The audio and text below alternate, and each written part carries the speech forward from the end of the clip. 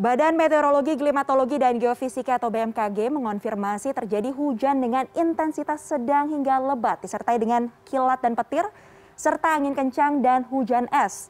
Terjadi pada Selasa 21 September kemarin. Hujan es ini biasanya terjadi di wilayah Depok dan dampaknya adalah dari musim peralihan atau pancaroba. Sebenarnya bagaimana fenomena ini bisa terjadi? Kita akan simak bersama dalam data yang dihimpun oleh tim Litbang CNN Indonesia berdasarkan keterangan dari BMKG. Ini dia fenomena hujan es.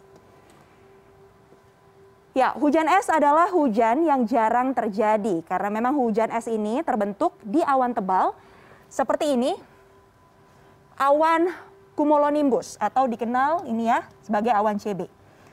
Awan CB ini memiliki karakteristik di mana biasanya mengandung air dalam bentuk padat lebih banyak dibandingkan dalam bentuk cair. Oleh karena itu memang biasanya hujan yang turun akhirnya dalam bentuk padat atau dalam bentuk es. Nah, sebelum hujannya ini terjadi atau sebelum hujan es itu terjadi, biasanya suhu udara ini akan terasa sangat panas nih di malam hingga pagi hari. Makanya kita bisa lihat bahwa mataharinya bersinar sekali di sini.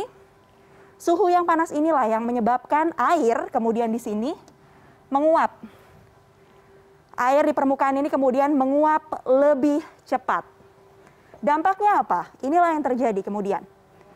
Air yang menguap itu membentuk awan-awan tebal yang mengandung titik-titik air. Ini awannya kita bisa lihat ya.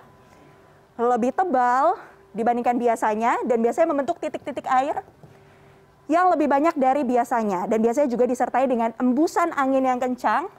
Ada angin dalam kondisi seperti ini. Sehingga titik-titik air ini pun terhempas naik hingga ke lapisan awan dingin yang berada di atas titik beku. Karena suhu udara di titik beku ini sangat dingin, akhirnya uap air itu pun membeku dan turun kembali ke bumi berupa es. Nih kita bisa lihat ya.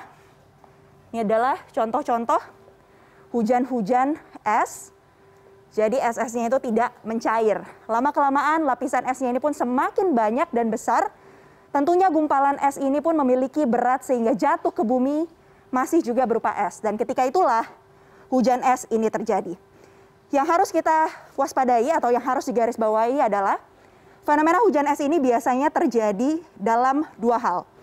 Yang pertama adalah ketika terjadinya musim pancaroba yang disertai dengan angin kencang. Yang kedua, hujan es biasanya terjadi jika hujan dalam perbedaan suhu yang besar dalam satu hari. Dan yang perlu juga kita waspadai adalah bagaimana cara kita untuk terus waspada jika terjadi hujan es.